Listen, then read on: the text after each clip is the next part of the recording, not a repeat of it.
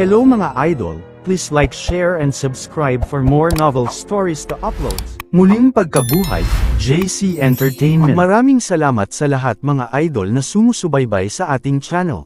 Please subscribe to our YouTube and Facebook channel, JC Entertainment. Maraming salamat po. Kabanata 2041. Guro, sa tingin mo ba si Junior Jiang ay parurusahan ng Star Sovereign? Tanong ni Yu Huafan. Anong sabi mo? Tumingin si Feng Jingyang kay Yu Huafan. Sa tingin ko, magiging okay siya. Ang halaga na kasalukuyang ipinakita ni Junior Jiang ay mas mataas kaysa kay Huang Tianbao. Dahil namatay na si Huang Tianbao, hindi paparusahan ng Star Sovereign ang isang walang katulad na kababalaghan para sa isang patay na tao. Isa pa, kung gusto niya itong parusahan, ginawa na niya ito kaagad. Hindi na niya kailangang makipag-usap ng pribado kay Junior Jiang, sabi ni Yu Huafan. Hindi ka ganap na tanga. Tumawa si Feng Jingyang, ngunit ang kanyang puso ay malamig sa sandaling ito. Dahil ang paraan ng Star Sovereign ay napakalamig. Pupunta siya hanggang sa panuurin si Huang Tianbao na pinatay ng hindi kumukumot, lahat para sa kapakanan ng pagwawagi kay Jiang Chen. Ano man ang mangyari, si Huang Tianbao pa rin ang Hall Master ng Leopard Hall, ang pinakapinagkakatiwalaan ng Star Sovereign. Kung ang Star Sovereign ay lalabas at ililigtas si Huang Tianbao sa huling segundo, kahit na si Huang Tianbao ay maaaring mamatay pa rin sa ilalim ng mga kamay ni Jiang Chen, ito ay may halaga pa rin. Gayunpaman, hindi niya ginawa iyon, tinitingnan lamang niya ang halaga ng isang tao para sa kanyang pakinabang, para mapagtagumpayan si Jiang Chen at patatagin ang kanyang posisyon, hindi siya nagdalawang isip na ibigay si Huang Tianbao kay Jiang Chen para ilabas ang kanyang galit. Sa puntong ito, malinaw na naunawaan ni Feng Jingyang kung ano ang nangyayari, marami pang iba na hindi tanga ang nakaintindi rin sa nangyayari. Sumimangot pa si Lin Likon sa eksena, na para bang ito ang unang beses niyang nakilala ang Star Sovereign. Star Sovereign Palace. Itinayo ito matapos kontrolin ng Star Sovereign ang Immortal Court. Ang antas ng karangyaan at prestihiyo na ipinakita nito ay higit na higit kumpara sa Heavenly Sovereign Palace. Simula kailan nagkaroon ng ganitong kababalaghan ang Immortal Court? Para sa soberanong ito na hindi malaman ang tungkol dito, ito ay tunay na isang awa. Jiang Chen, naabot mo na ang kaharian ng 10,000 Dao Unification at matagumpay mong nalampasan ang Great Heavenly Dragon Tribulation, iba ka talaga. Ang soberanong ito ay nagpapasalamat na ang ating Immortal Court ay may ganoong talento. Tumingin si Star Sovereign kay Jiang Chen at sinabing may matinding kasiyahan, ang kanyang mga salita ay puno ng pagpapahalaga. Nagmamalabis ang soberanong Panginoon. Napatay ko pa nga si Huang Tianbao, Sovereign Lord, please give me my punishment. Sabi ni Jiang Chen habang nakakuyom ang kamao. Parusa, ano ang ginawa mong mali? Ito ay isang buhay at kamatayang labanan, bilang buhay at kamatayan, mahirap o mayaman, ang lahat ng ito ay nakatadhana. Masisisi lamang ni Huang Tianbao ang kanyang sariling kawalan ng kakayahan sa kanyang pagkamatay. Ang soberanong ito ay palaging isang makatarungang tao, hindi ka nagkakamali, hindi ka parurusahan ng soberanong ito. Nakangiting sabi ni Star Sovereign. Kung gayon, ano ang kailangan ng soberanong Panginoon na ipatawag ako rito? Nagkunwaring curious si Jiang Chen at nagtanong. Sa katunayan, malinaw sa kanya kung bakit siya tinawag ng Star Sovereign. Malinaw na ito ay para sa kapakanan ng pagkapanalo kay Jiang Chen sa kanyang panig. Jiang Chen, kung tama ako, dinala ka ni Han Feng di ba? Higit pa rito, nagpunta ka sa Heavenly Sovereign Palace at nakilala ang Heaven Sovereign. Sinuri ng Star Sovereign ang isang tanong.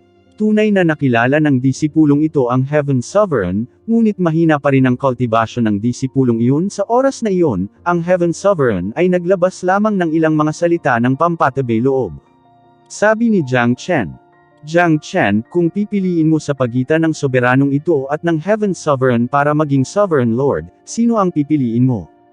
Tanong ni Star Sovereign. Hindi siya naghinala sa relasyon ni Jiang Chen kay Heaven Sovereign. Bakit kaya nagtatanong ang soberanong Panginoon? Ikaw ang soberanong Panginoon ng immortal na hukuman. Sabi ni Jiang Chen. Kung hindi pa bumalik si Heaven Sovereign, ang soberanong ito ay makatuwirang naging Sovereign Lord. Nakakalungkot na bumalik siya, naging unstable ang posisyon ko. Jiang Chen, matalino kang tao, dapat alam mo kung ano ang ibig kong sabihin. Tinitigan ng Star Sovereign si Jiang Chen ng may pagmamalaki, ang kahulugan sa likod ng kanyang mga salita ay napakalinaw. Tayo ng soberanong Panginoon na patalsikan ang soberano ng langit at lubusang pumalit sa kanya. Sabi ni Jiang Chen habang nanunuya siya sa isip. Mukhang nagsisimula ng kumilos ang Star Sovereign, ang pagkakaroon ng Heavenly Sovereign Palace ay isang masamang tingin para sa kanya, hindi siya kailanman matutuwa nang wala itong pagkawasak. Ang kanyang layunin sa pagpapanalo sa akin ay upang makuha ang suporta ng mga tao, hanggat ang suporta ng mga tao ay nasa kanyang tabi, kung gayon ang Heavenly Sovereign Palace ay madaling mawawasak at ang Heaven Sovereign ay papatayin anumang oras. Ang soberanong ito ay gustong makipag-usap sa mga matatalinong tao. Tama ka. Ang paglabas ko sa pag-iisa sa pagkakataong ito ay lubusang wasakin ang Heavenly Sovereign Palace. Sabi nga sa kasabihan, "On mountain can't hold two tigers, there cannot be two sovereign lords in an immortal court." Ang puso ng mga tao ay mahati at tiyak na magbubunga ng kaguluhan. Ang Immortal Court ay nasa perpektong kaayusan sa ilalim ng pamamahala ng soberanong ito sa panahon ng kawalan ng Heaven Sovereign sa lahat ng mga taon na ito. Kahit na tayo ay kapantay ng iba pang Immortal Courts, ngunit ngayon ay nahati ang puso ng mga tao pagkatapos bumalik si Heaven Sovereign.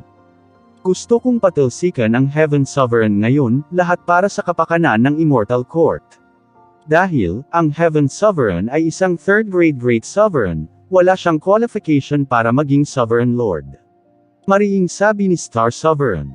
Makikita ng isang tao na determinado siyang patalsikan si Heaven Sovereign matagal na ang nakalipas. Ngayon lang niya ito gustong ipatupad ng totoo. Tama ang Sovereign Lord, hindi pwedeng dalawa ang Sovereign Lord sa isang Immortal Court. Panipi. Tumango si Jiang Chen, ngunit tumanggi siyang magkomento sa mga salita ng Star Sovereign. Ang Sovereign Lord ay hindi dapat ikaw, Star Sovereign. Pero hindi niya sinabi ng malakas. Plano ng Sovereign na ito na patalsikan ang Heaven Sovereign, Jiang Chen, sinusuportahan mo ba ako? Tumingin si Star Sovereign kay Jiang Chen at seryosong nagtanong. Kung ito ang nakaraan, hindi na niya kailangang makipag-usap kay Jiang Chen kung gusto niyang patalsikan ang Heaven Sovereign, at hindi man lang humingi ng suporta ni Jiang Chen. Ngunit si Jiang Chen ay ibang tao kumpara sa nakaraan, kahit si Huang Tianbao ay namatay sa ilalim ng kanyang mga kamay, ang kanyang kinabukasan ay walang limitasyon, dahilan upang ang Star Sovereign ay walang pagpipilian kundi ang pahalagahan si Jiang Chen. Walang dapat ikatakot ang Star Sovereign hanggat mayroon siyang suporta ni Jiang Chen. Siyempre, ang alagad na ito ay isang tao ng Immortal Court. Natural na susundin ko ang utos ng soberanong Panginoon. Pabayaan na lang kapag ginagawa ito ng Sovereign Lord para sa kapakanan ng Immortal Court, sabi ni Jiang Chen sabay tango. Napakagaling. Jiang Chen, isa kang maunawain na tao, tama ang soberanya na ito tungkol sa iyo, ngayong binigyan mo pa ako ng iyong suporta, wala nang dahilan para narito pa si Heaven Sovereign. Isasama ko bukas ang matataas na opisyal ng Immortal Court at tatalakayin ang usapin ng pagpapatalsak sa Heaven Sovereign. Sabi ng Star Sovereign. Ang pagkuha ng suporta ni Jiang Chen ay naging sanhi ng kanyang pakiramdam na gumaan, naniniwala siyang walang sinuman ang maglalakas loob na salungatin siya sa pagpupulong bukas. Bukod dito, ang Immortal Court ay nasa ilalim ng kontrol ng Star Sovereign sa lahat ng mga taon na ito, karamihan sa mga tao ay kanyang mga crony. Kailangan lang niyang magbigay ng utos para sirain ang Heavenly Sovereign Palace. Ngunit ang pagpapatalsik sa Heaven Sovereign ay hindi maliit na bagay, maraming paghahanda ang kailangan mula sa Star Sovereign. Kinailangan niyang makuha ang suporta ng lahat sa loob ng Immortal Court bago siya kumilos, dahil sinisigurado nito na hindi mangyayari ang kaguluhan sa Immortal Court pagkatapos mapatalsik ang Heaven Sovereign. Magtiwala ka, soberanong Panginoon. Ako, si Jiang Chen, ay magbibigay sa iyo ng aking buong suporta. Mataimtim na sabi ni Jiang Chen. Isa itong mental warfare sa pagitan niya at ng Star Sovereign. Nakita ni Jiang Chen sa pamamagitan ng kalupitan ng Star Sovereign, na gagawin niya ang lahat para maabot ang kanyang layunin, kahit si Huang Tianbao, ang kamatayan ng kanyang pinagkakatiwalaang pinagkakatiwalaan ay nagpakilos sa kanya. Kaya naman, hindi kinailangan ni Jiang Chen na magpigil laban sa gayong tao at walang masasabing tiwala. Nagtatagal lang siya ng oras para sa Heaven Sovereign. May plano rin si Jiang Chen para sa pagpupulong bukas. Mabuti, Jiang Chen, pagkatapos mapatalsik ang Heaven Sovereign, ang Heavenly Sovereign Palace ay ipagkakaloob sa iyo bilang iyong tirahan sa hinaharap sa Immortal Court. Tumingin si Star Sovereign kay Jiang Chen ng may pagpapahalaga. Higit pa rito, nagbigay siya ng magandang deal, sa pamamagitan ng pagbibigay kay Jiang Chen ng Heavenly Sovereign Palace. Tanging si Jiang Chen lamang ang karapat-dapat ng gayong gantimpala mula sa kanya sa buong Immortal Court. Salamat, Soberanong Panginoon. Gayunpaman, ang alagad na ito ay may tanong. Si Jiang Chen ay kumilos na parang nagulat at nasasabik. Magtanong ka. Si Star Sovereign ay nakakaramdam ng labis na kasiyahan, si Jiang Chen ay lubos na nakalulugod sa kanyang mga mata ngayon. Sovereign Lord, tutol ba ang iba sa Immortal Court sa pagpapatalsak sa Heaven Sovereign? Tanong ni Jiang Chen. Walang sinuman ang tutol, hindi lamang ito ang nais ng soberanya, gayunpaman. Gusto ko rin ang suporta ng lahat. Ngunit nariyan ang mga lumang neutral na paksayon sa Immortal Court. Para sa kanila, wala silang pakialam kung sino ang magiging Sovereign Lord, maging ako man o Heaven Sovereign. Lalo na, si Senior Ling at ang iyong master, si Feng Jingyang, sabi ni Star Sovereign. Tila problemado siya nang banggitin niya sina Senior Ling at Feng Jingyang. Ang dalawang ito ay parehong matuwid na tao at ang kanilang paninindigan ay mahirap baguhin. Samantalang ang Star Sovereign ay higit pa sa pagpapatalsik sa Heaven Sovereign. Gusto niyang igalang siya ng lahat, igalang siya, gusto niyang maging tunay na master ng Immortal Court, nang walang kahit katiting na oposisyon sa ilalim niya.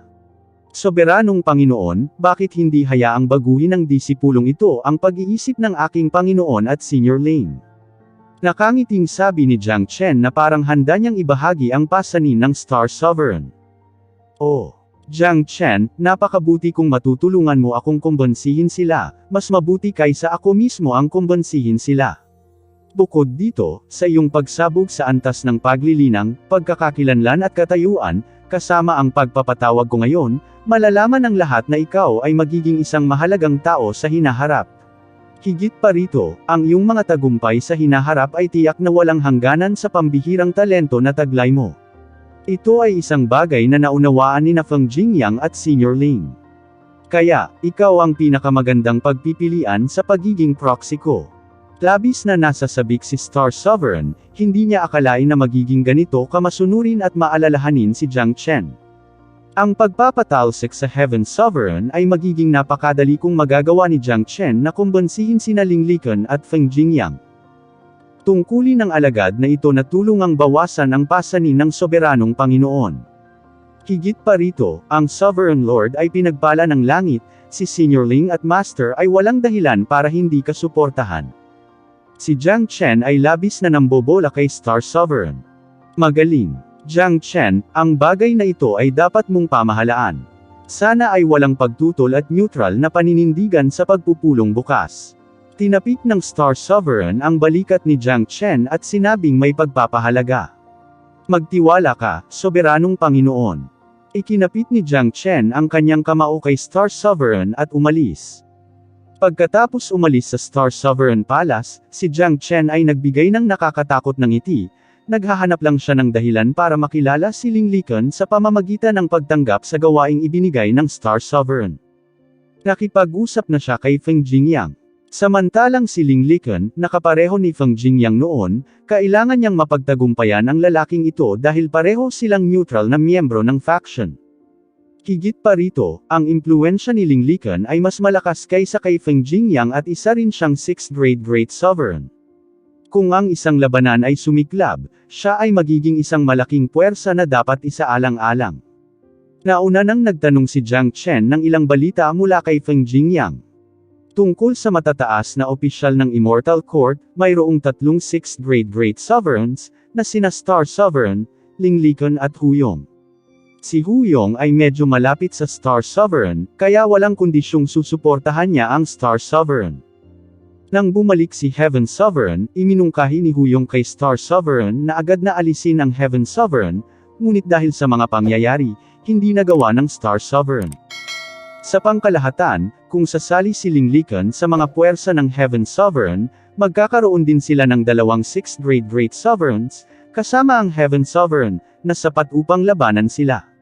Mas mainam kung maaayos nila ito sa loob ng hindi humihingi ng tulong sa isang panlabas na puwersa, si Heavenly Palm. Malinaw na naunawaan ni Jiang Chen na ang hindi inaasahang pangyayaring ito ng Immortal Court ay hindi lamang isang simpleng pagtatalo, ito rin ay nagdulot ng napakalaking epekto sa paligid nito. Kung ang Heaven Sovereign ay aasa sa isang tagalabas upang manalo laban sa Star Sovereign, ang kanyang prestihiyo ay maaapektuhan ng husto kahit na siya ay naging Sovereign Lord at muling makontrol ang Immortal Court. Sa Dragon Hall, nakipagkita si Jiang Chen kay Feng Jingyang. Jiang Chen, bakit ka pinatawag ng Star Sovereign? Tanong ni Feng Jingyang.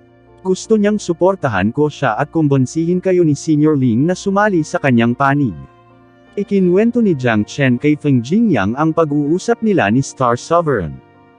Mukhang nababalisa ang Star Sovereign, ano ang balak mong gawin? Tumingin si Feng Jingyang kay Jiang Chen. Easy, susuportahan ko ang Star Sovereign sa ibabaw. Susuportahan mo rin siya sa assembly bukas.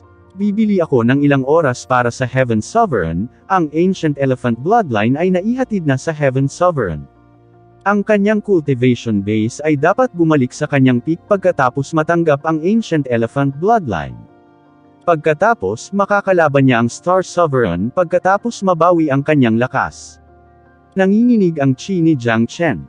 Siya at si Heaven Sovereign ay naghintay ng napakatagal para sa araw na ito, ang dahilan kung bakit siya pumasok sa Fengchi Immortal Court ay para sa araw na ito. Maganda kung mapapanalo natin si Senior Ling. Sa panig ng Star Sovereign, mayroon na silang dalawang 6th grade Great Sovereigns, kasama si Huyong. Bukod dito, ang mga mapagkukunan ng Immortal Court ay nasa ilalim ng kanyang kontrol, ang Leopard Hall, ang Tiger Hall, at maraming matataas na opisyal ay nasa ilalim din ng kanyang kumpletong kontrol at sumusunod sa kanyang utos. Ngayon, Dragon Hall lang ang mayroon tayo, kulang na kulang tayo sa kapangyarihan kumpara sa kanya. Sinabi ni Feng Jingyang na may matinding puot. Master, sabay na tayong magkita-kita kay Senior Ling. Sabi ni Jiang Chen. Sige. Tumango si Feng Jingyang at nang hindi nag-aksaya ng oras, agad niyang kinuha si Jiang Chen at lumipad patungo sa tirahan ni Ling Liken. Sa pagkakataong ito, maaaring makilala ni Jiang Chen si Ling Liken nang walang anumang hinala, dahil nakuha na niya ang pahintulot ng Star Sovereign. Ito ay salamat sa katalinuhan ni Jiang Chen, dapat malaman ng isang tao ang ilang mga pakana kapag lumalapit sa mga taong tulad ng Star Sovereign. Ang tirahan ni Ling Liken ay nasa isang malayang tuktok ng bundok. Ito ay isang marangyang palasyo, para sa mga taong may katayuan at kapangyarihan, maaaring angkinan ng isang tao ang anumang gusto nila sa loob ng Immortal Court. Sa sandaling ito, nakatayo si Ling Liken sa harap ng palasyo na may malungkot na ekspresyon. Siya ay labis na nadismaya sa saloobin ng Star Sovereign ngayon, na naging sanhi ng pagkasira ng kalooban ng matandang ito. Dalawang figure ang lumipad patungo sa kanya at dumapo sa kanyang harapan. Pagbati, Senior Ling. Magalang na binati ni na Jiang Chen at Feng Jingyang si Ling Liken. May maitutulong ba ako sa iyo? Dalawin ako ng guro at ng disipulo. Nakangiting sabi ni Ling Liken. Gusto niya ang pares na ito ng guro at disipulo, dahil si Feng Jingyang ay isang taong lubos niyang iginagalang at si Jiang Chen ay nakakakuha ng kanyang sariling kapangyarihan sa murang edad, at sa kanyang mapagpasyahan at mapanghusgang pag-uugali, ang taong iyon ay tiyak na magkakaroon ng magagandang tagumpay sa hinaharap, na naging dahilan upang lubos na igalang ni Ling Liken si Jiang Chen. Senior Ling, pinatawag ako ng Star Sovereign para pag-usapan ang pagpapatalsak sa Heaven Sovereign, ano ang iniisip ni Senior Ling? Si Jiang Chen ay hindi gustong magpatalo sa paligid. Matapos marinig ang sinabi ni Jiang Chen, nagulat si Ling Liken at makikitang nagbago ang kanyang ekspresyon. Darating din ang araw na ito sooner or later, it was really fated to happen sa sandaling bumalik si Heaven Sovereign. Gayunpaman, hindi ko naisip na ito ay mangyayari ng napakabilis, gagawin ng Star Sovereign ang lahat upang maabot ang kanyang layunin. Siya ang soberanong Panginoon sa loob ng maraming taon, hindi niya hahayaang kunin ng iba ang kanyang mga nagawa. Umiling si Ling Liken at bumantong hininga. Matalino siyang tao, alam niyang mag-aaway ang Star Sovereign at Heaven Sovereign sooner or later. Ngunit, pinanatili niya ang kanyang neutralidad maging ito man ay Star Sovereign o Heaven Sovereign. Wala siyang problema sa sinuman sa kanila na maging Sovereign Lord, dahil pareho silang may kailangan para kontrolin at pamunuan ang Immortal Court. Ngunit ngayon, nadismaya si Senior Ling sa pagtrato ng Star Sovereign kay Huang Tianbao. Kung nandito ka para hingin ang opinyon ko, pananatilihin ko pa rin ang neutralidad ko. Maganda ang pakikitungo sa akin ni Heaven Sovereign noong nakaraan, hindi ako lalaban sa kanya. Ngunit ang Star Sovereign ang may kapangyarihan at hindi niya kailanman bibigyan ng pagkakataon ang Heaven Sovereign na manirahan sa Immortal Court, sabi ni Ling Liqun, na nagpapahiwatig ng kanyang neutral na paninindigan. Nagkatinginan sina Jiang Chen at Feng Jingyang at sabay na tumango. Kung mapanatili ni Ling Liqun ang kanyang neutralidad, at magkaroon ng kaunting pasasalamat sa Heaven Sovereign, may pagkakataon pa rin sila. Tama ang hatol ng Star Sovereign, pinili ni Senior Ling na manatiling neutral. Nakangiting sabi ni Jiang Chen. Jiang Chen, mukhang napaniwala ka ng Star Sovereign at nandito ka para kumbonsihin ang matandang ito para sa kanya. Nakangiting tumingin si Ling Liqun kay Jiang Chen, si Ling Liqun ay isang napakatalino na tao. Ang intensyon ni Jiang Chen ay kitang-kita ng dumiretso si Jiang Chen sa kanyang tirahan pagkatapos umalis sa Star Sovereign Palace. Kalahating karapatan lang ni Senior Ling, sabi ni Jiang Chen. Oh, curious na tumingin si Ling Liqun kay Jiang Chen. Tinanong ako ng Star Sovereign na kumbonsihin si Senior Ling na patalsikan si Heaven Sovereign.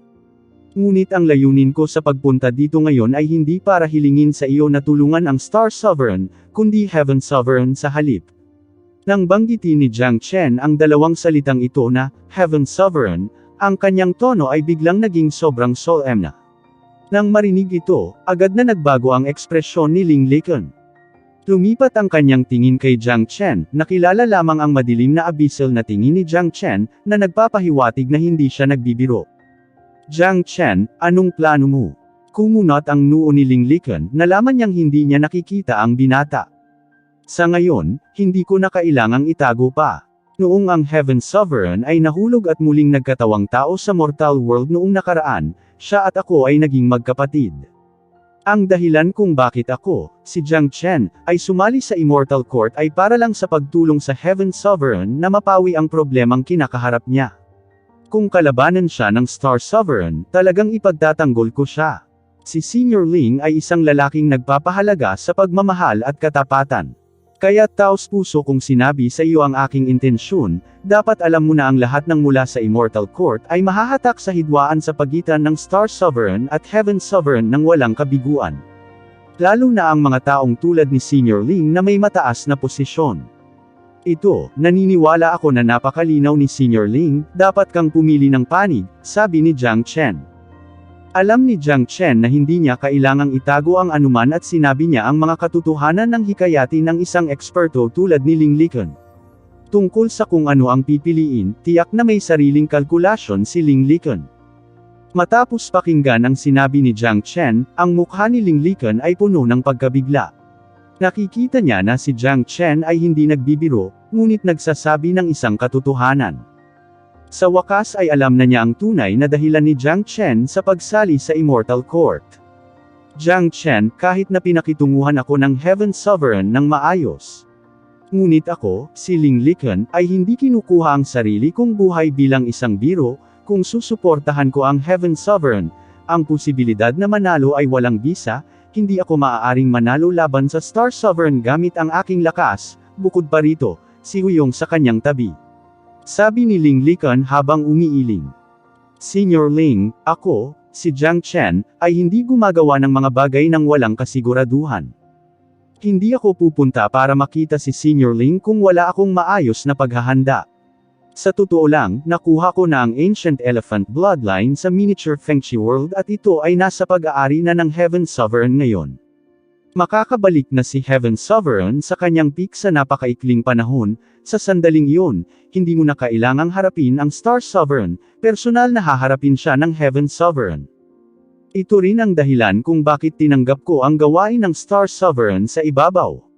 Bumibili lang ako ng oras para sa Heaven Sovereign, para pinuhi niya ang Ancient Elephant Bloodline, sabi ni Jiang Chen. Senior Ling, tama si Jiang Chen. Ang Ancient Elephant Bloodline ay nasa kamay ng Heaven Sovereign. At saka, nakita mo na ang nangyari ngayon, handang itapon ng Star Sovereign si Huang Tianbao para sa kanyang sariling posisyon, talagang nakakadismaya. Kung magagawa niya ang ganito kay Huang Tianbao, ano ang mangyayari sa atin sa hinaharap? Sabi ni Feng Jingyang. Kumunot ang noo ni Linglican na parang malalim ang iniisip. Ang mga salita ni Jiang Chen ay lubhang nakakumbinsi. Kung kaya ng Heaven Sovereign na mabawi ang kanyang peak cultivation, kung gayon, ito ay isang ganap na ibang bagay. Alam ni Linglican ang ilan sa mga bagay na may kaugnayan sa Ancient Elephant Bloodline. Alam niyang nahulog si Heaven Sovereign dahil sa kanyang pagkabigo sa pagsasama sa Ancient Elephant Bloodline noong nakaraan. Higit pa rito, dapat ay narinig ni Senior Ling ang tungkol sa relasyon sa pagitan ko at ng Heavenly Pang Demon Sovereign. Kapag ang push ay dumating upang itulak, hihingi ako ng tulong kay Heavenly Pang, ibig sabihin kung si Senior Ling ay kakampi kay Star Sovereign, ako at si Heaven Sovereign ay mananalo pa rin sa huli. Sa Demonic Immortal Island, Heavenly Pang at Heaven Sovereign na magkasama, sino ang makakalaban dito? Dagdag pa, dapat mong malaman kung gaano kalaki ang lakas ng pakikipaglaban na taglay ko, kahit isang 5th grade Great Sovereign ang aking kakampi. Ngunit ang usapin ng Immortal Court ay dapat ayusin sa loob, ayaw kong humingi ng tulong sa labas sa usaping ito. Kaya nga ako naparito para hanapin ka, Senior Ling. Ang iyong suporta ay mahalaga, sundin ang Heaven Sovereign at tayo ang mananalo sa huli. Sa sandaling iyon, ang iyong posisyon sa Immortal Court ay mas mataas kaysa sa kung ano ang mayroon ka ngayon. Nasabi ko na ang kailangan kong sabihin, ang natitira ay mag-isip ka at magdesisyon. Panipi. Sinabi ni Jiang Chen, kailangan niyang gamitin ang pangalan ng Heavenly Pang Demon Sovereign para kumbonsihin si Linglican. Natahimik si Linglican, malalim ang iniisip niya. Si Jiang Chen ay hindi lamang nagyayabang kundi nagsasabi ng isang katotohanan. Kung susuportahan ko ang Star Sovereign at ang Heaven Sovereign ay makakuha ng suporta ng Demonic Immortal Island, mababago rin niya ang sitwasyon. Bukod dito, nariyan si Jiang Chen, ang abnormal na nilalang na ito, isang napakapangit na binata na kayang makamit ang pagkakaisa ng Heavenly Dao, na nakakaalam kung ano ang mangyayari. Higit pa rito, ganap na tama si Jiang Chen. Sa sagupaan na ito sa pagitan ng Star Sovereign at Heaven Sovereign, tiyak na magiging magulo ang Immortal Court at walang makakatakas dito, lalo na ang mga taong katulad ko. Hindi makatotohanan ang pagpapanatili ng neutralidad, kailangan kong pumili. Kaya naman, ang pinili ni Linglican ay naging malinaw. Ang determinasyon at katiyakan ni Jiang Chen na manalo at ang aksyon ng Star Sovereign kay Huang Tianbao ay naging malinaw kung ano ang dapat niyang gawin. Dahil ito ay dumating sa ganito, bakit hindi pumanig sa Heaven Sovereign at kung ito ay magtagumpay, ako ang magiging pinakadakilang bayani ng Immortal Court at ang aking hinaharap na posisyon ay magiging mas prestihiyoso kaysa sa kung ano ang mayroon ako ngayon. Si Jiang Chen at Feng Jingyang ay tumigil sa pag-uusap at tumingin kay Linglican ng mahinahon. Nasabi na nila ang kailangan nilang sabihin, si Linglican ay isang matalinong tao, dapat siyang gumawa ng pinakakapakipakinabang na desisyon para sa kanyang sarili. Nag-isip si Linglican, at sa wakas ay sinabi ng may time na ekspresyon, sige, ipinapangako ko sa iyo na susuportahan ko ang Heaven Sovereign. Malinaw na nakagawa siya ng isang matatag na desisyon. Katulad ng sinabi ni Jiang Chen, hindi tanga si Linglican, kaya niyang husgahan ang sitwasyon at naisip na ang pagsunod sa Star Sovereign ay magiging masama para sa kanya, at imposibleng mapanatili ang neutralidad. Magaling, mukhang naunawaan ni Senior Ling ang sitwasyon. Sa pagsuporta mo sa Heaven Sovereign, tiyak na magbabago ang sitwasyon. Sa oras na iyon, ikaw ang magiging bayani ng Immortal Court.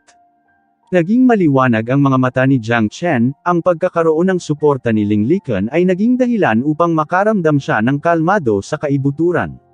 Ang pagsama ni Linglican at Feng Jingyang sa kanya ay nangangahulugan din na hindi na sikat ang Star Sovereign. Jiang Chen, anong mga hakbang ang mayroon ka para sa pagpupulong bukas? Tanong ni Linglican. Ang tunay na layunin para sa bukas na pagpupulong na tinawag ng Star Sovereign ay para lamang makuha ang pag-aproba ng lahat sa pagpapatalsak sa Heaven Sovereign. Susundan na lang natin siya bukas pagkatapos nito, bibili ako ng ilang oras para sa Heaven Sovereign. Ang kailangan natin ngayon ay panahon, ang desisyon na patalsikan ang Heaven Sovereign ay hindi maiiwasan. Maaari siyang kumilos kaagad kung tututol tayo, kung sumasang-ayon tayo sa kanya sa ibabaw ay makakabili tayo ng oras para sa Heaven Sovereign. Sabi ni Jiang Chen. Sige, papakinggan ka namin.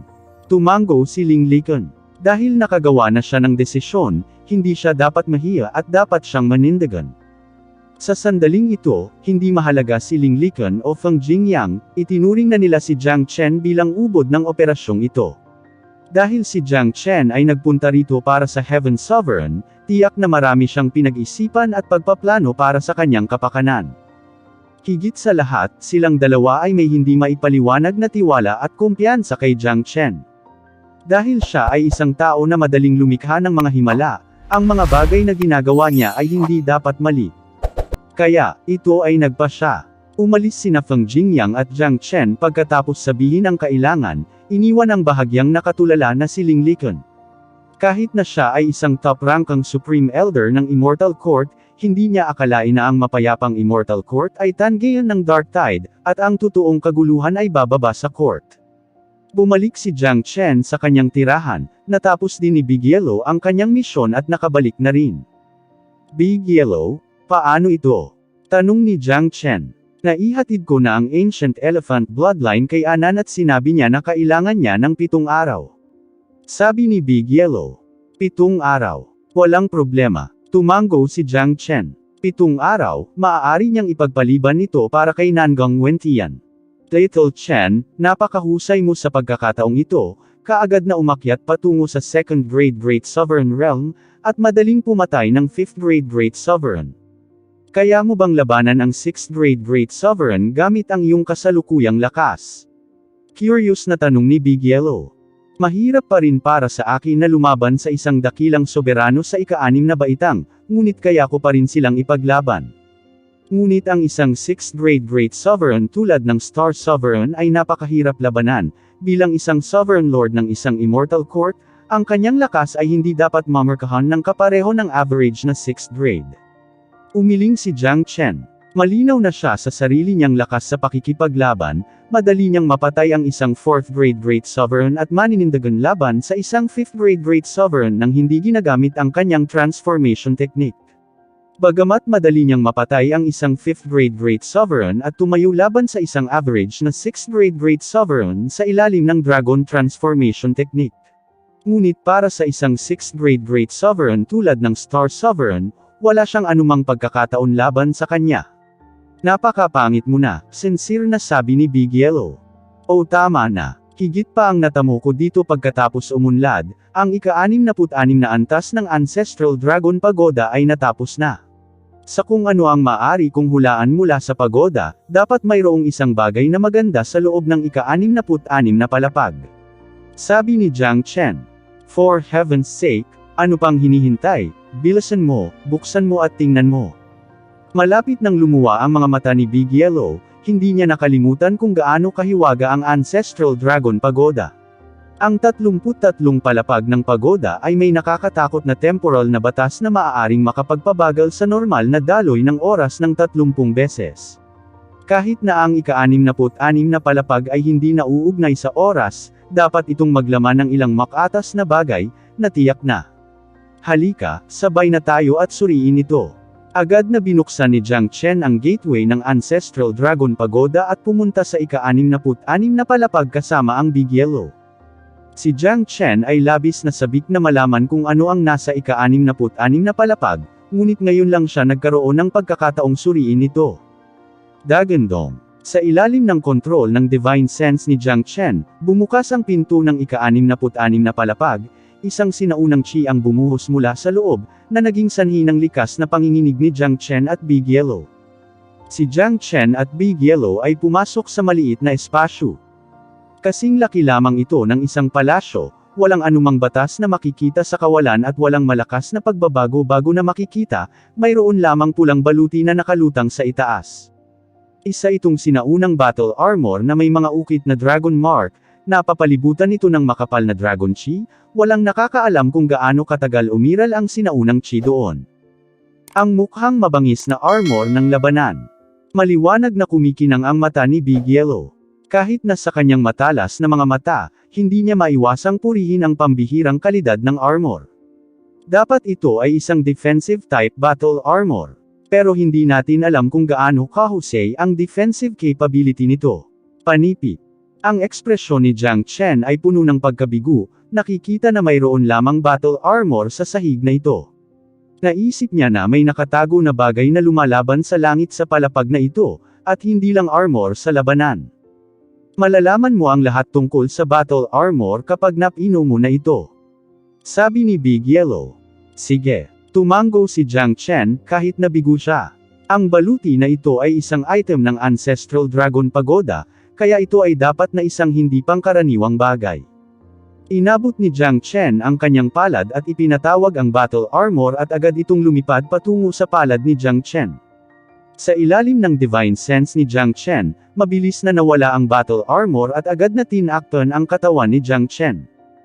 Sa sandaling natakpan ng armor ang katawan ni Jiang Chen, isang matinding pakiramdam ng seguridad ang pumuno sa kanya sa isang iglap. Pakiramdam niya ay napapaligiran siya ng mga pader, anumang pag-atake na nagmumula sa labas ay hindi makakasama sa kanya. Heavenly Dragon Battle Armor, nagtatanggol laban sa lahat ng nasa ilalim ng heavens. Ang impormasyon tungkol sa battle armor ay bumuhos sa isip ni Jiang Chen na parang baha, dahilan upang agad niyang maunawaan ang armor. Matapos matanggap ng buo ang impormasyon, ang dating kabiguan ni Jiang Chen ay sumangga at napalitan ng matinding pananabik.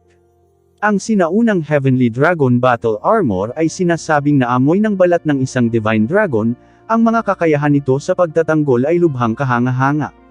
Magagawa ko ang isang pag-atake mula sa isang 8th grade Great Sovereign kapag isinuot ko ang Battle Armor na ito. Natuwa si Jiang Chen. Hindi napigilan ni Jiang Chen na matuwa dahil may pagtanggol siya ng pagmamahalan mula sa isang malakas na pag-atake ng isang 8th grade Great Sovereign. Ito ay eksaktong isang mabigat na trump card na maaaring magprotekta sa kanya. Higit sa lahat, ang antas ng depensa ng armor ay tataas ng tuloy-tuloy kasama ng kanyang lakas sa pakikipaglaban. Sa madaling salita, sa pagkakaroon ng Battle Armor at Great Void Technique, maaari siyang pumunta saan man sa pagitan ng langit at lupa. Madali pa niyang mahawakan ang anumang uri ng sitwasyon sa Barbarian World. Sa pagkakaroon ng mabigat na trump card na ito, si Jiang Chen ay lubos na nagtitiwala sa pagkilos laban sa Star Sovereign. Nagkaroon siya ng kumpiyansa na labanan ang Star Sovereign gamit ang proteksyon nito.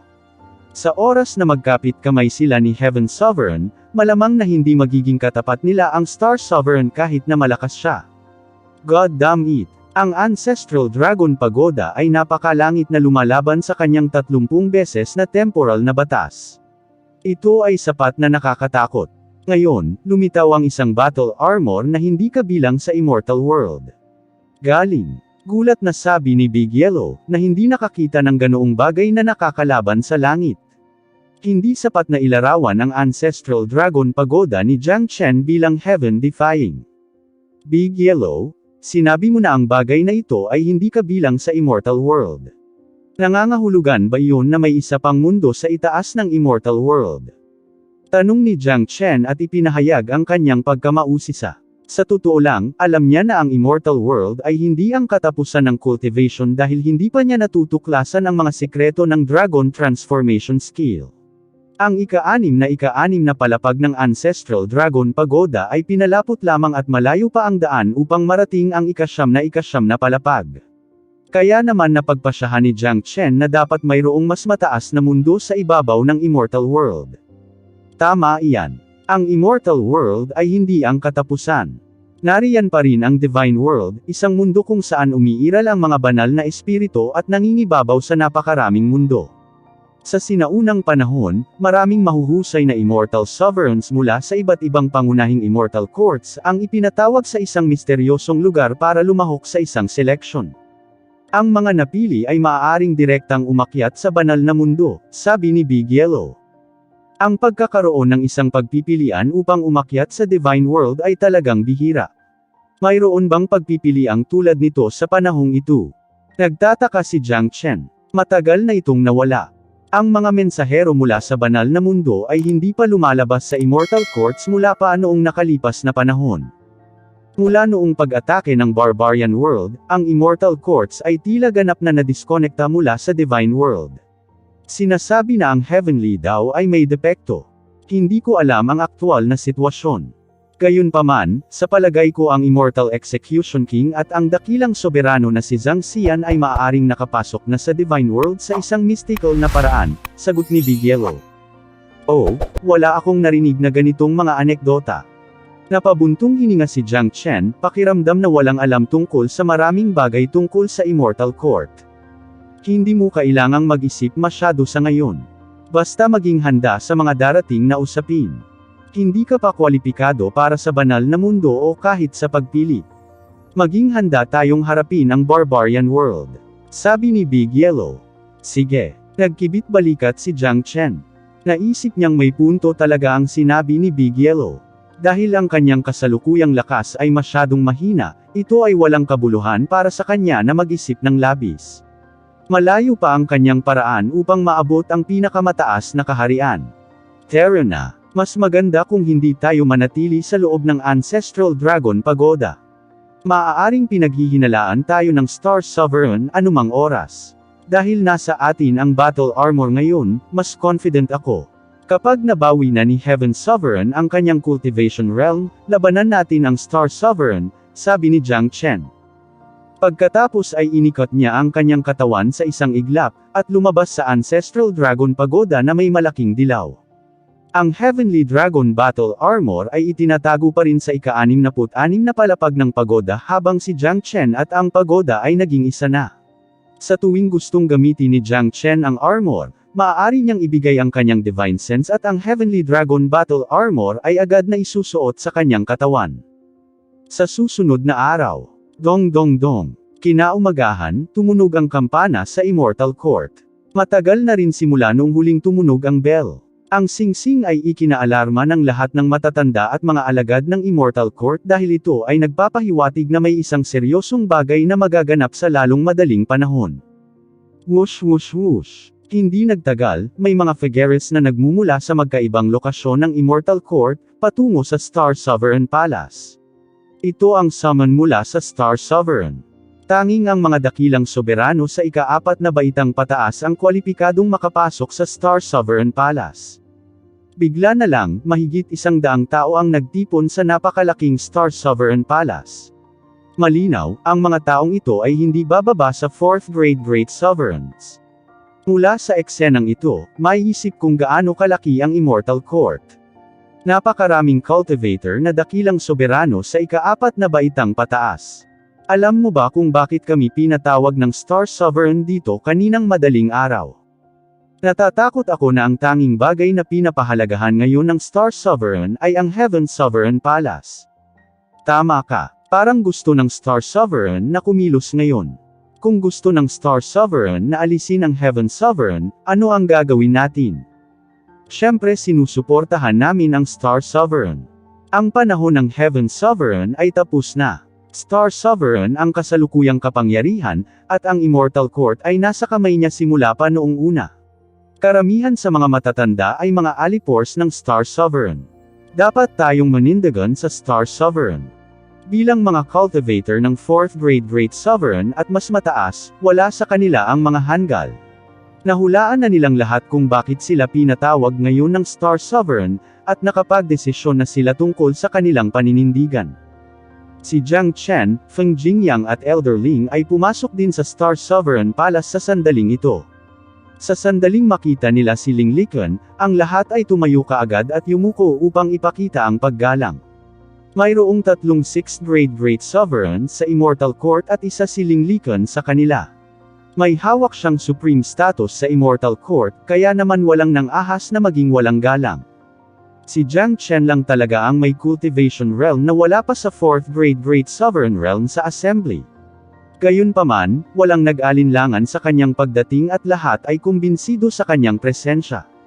Si Jiang Chen ang pinakasikat na lalaki sa Immortal Court ngayon. Walang sinuman sa eksena ang nang-ahas na tignan siya. Bagamat isa lamang siyang dakilang soberano ng ikalawang baitang, napatay niya si Huang Tianbao. Pagkatapos noon, may lumabas pang dalawang figure. Ang isa sa kanila ay isang nasa katanghaliang gulang na lalaki na may asul na damit at asul na buhok. Siya ay Star Sovereign. Sa tabi niya, may isang matanda na may maringal na figure. Mukha siyang kasing edad ni Ling Likon. Siya ay may isang pares ng kumikinang na mga mata at ang kanyang noo ay napuno ng kahangahangang chi na ikinatakot ng iba na tumingin sa kanyang mga mata. Ang elder na ito ay isa pang 6th grade Great Sovereign sa Immortal Court, si Huyong. Alam ng lahat na siya ang matapat na taga-suporta ng Star Sovereign. Nang bumalik si Heaven Sovereign sa Immortal Court, siya ang nagmungkahi sa Star Sovereign na alisin ang Heaven Sovereign. Pagbati, Soberanong Panginoon. Lahat ay yumuko kay Star Sovereign. Bilang helmsman ng Immortal Court, siya ang may pinakamataas na karapatan. Ngayon pinatawag ko lahat dito dahil may napakahalagang issue ako na gusto kong pag-usapan. As you guys know, ang nananatili sa Heaven Sovereign Palace ay isang 3rd grade Great Sovereign lamang. Sino ang nakakaalam kung siya ang tunay na Heaven Sovereign? Ang Heaven Sovereign ay naglaho sa nakaraan, at napakaraming taon na ang nakalipas mula noong panahong iyon. Ngayon, biglang may dumating dito at nagpanggap na Heaven Sovereign. Napakahinala ng kanyang pagkakakilanlan. Maliban doon, sa aking pananaw, ang pagbagsak ng Heaven Sovereign ay kumakatawan sa paglipas ng isang panahon. Ang panahon ng Heaven Sovereign ay naging kasaysayan, at hindi tayo laging mabubuhay sa nakaraan, sabi ng Star Sovereign. Siya ay prangka ng hindi nag-aksaya ng anumang oras. Malinaw na ipinakita ng mga salita ni Star Sovereign ang kanyang intensyon. Hanggat hindi ka tanga, alam mo kung ano ang gusto niyang gawin ngayon. Kung ang binata ay ang pagkakatawang tao ng Heaven Sovereign o hindi ay hindi mahalaga. Ang mahalaga ay handa na ang Star Sovereign na kumilos laban sa Heaven Sovereign Palace. Kaya, ang Heaven Sovereign ay tiyak na maalis. Tama ka, Soberanong Panginoon. Ang Heaven Sovereign ay naging kasaysayan. Sa ilalim ng pamumuno ng Star Sovereign sa mga taong ito, naging maunlad ang Immortal Court, at wala sa iba pang Immortal Court ang maaaring makipagkompetensya sa atin.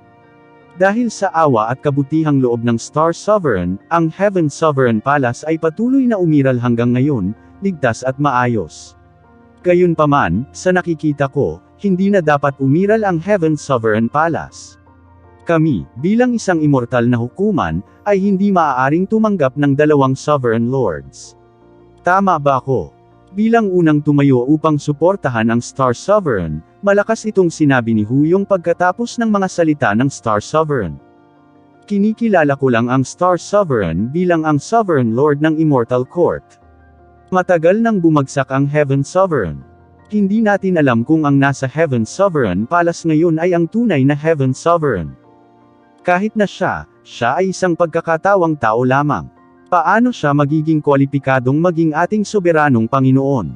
Sa tingin ko, oras na para puksain ang Heaven Sovereign Palace at sabay-sabay na alisin ang lalaking iyon, malakas na sabi ng isang nasa katanghaliang gulang na lalaki. Ang kanyang mukha ay mabangis at ang mga salita na kanyang binitawan ay nauuna sa sigla at sigla ng isang tigre. Higit sa lahat, ang kanyang cultivation realm ay napakalakas. Siya ay isang 5th grade Great Sovereign. Kung titingnan ang kanyang hitsura, parang ang kanyang cultivation realm ay pareho kay Feng Jingyang. Ang kanyang pangalan ay Li Yanghu. Siya ang master ng Tiger Hall na may pinakamataas na ranggo sa Immortal Court. Si Huang Tianbao at siya ay mga alipores ng Star Sovereign. Mayroon pa ring higit sa 10 5th grade Great Sovereigns at marami sa kanila ay matatanda na bihirang magpakita. Lahat sila ay narito ngayon dahil sa mahalagang issue na ito. Bilang alipores ng Star Sovereign, kailangang tumayo si Li Yanghu upang ipahayag ang kanyang paninindigan sa kritikal na sandaling ito. Alisin ang Heaven Sovereign, suportahan ang Star Sovereign. Nagsimulang sumabay ang mga tao sa boses ng karamihan at parami ng parami ang gumawa nito.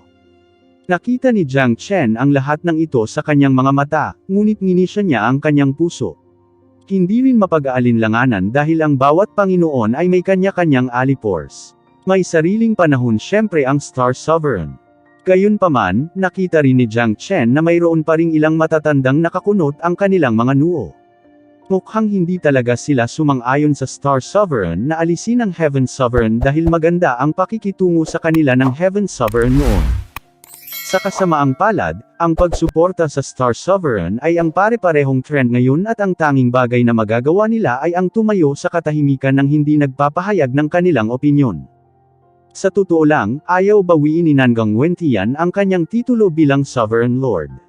Matapos muling magkatawang tao, ang mga ganitong bagay ay hindi na niya prioridad. Kahit na wala siyang pakialam dito, kinailangan pa ring lumaban ni Jiang Chen at Nanggang Wendian laban sa Star Sovereign upang mabuhay, ngunit hindi para sa titulong Sovereign Lord. Talagang hindi pakakawalan ng Star Sovereign si Heaven Sovereign. Kahit na isuko ni Heaven Sovereign ang lahat at umalis sa Immortal Court, sisirain pa rin siya ng Star Sovereign sa dilim, ugat at tangkay. Kung ito ang kaso, mas mabuting labanan niya ang Star Sovereign at bawiin ang pag-aari niya. Nagtaas ng kamay si Star Sovereign, senyales na tumahimik sila. Pagkatapos, tumingin siya kay Jiang Chen at nagtanong, "Jiang Chen, kumusta ka?" "Talagang susuportahan ko si Sovereign Lord. Gagawin ko lahat ng gusto mo," sabi ni Jiang Chen at ipinahayag ang kanyang paninindigan sa paraang sang-ayon. Malaki. Si Jiang Chen ang numero 1 henyo sa ating Immortal Court ngayon.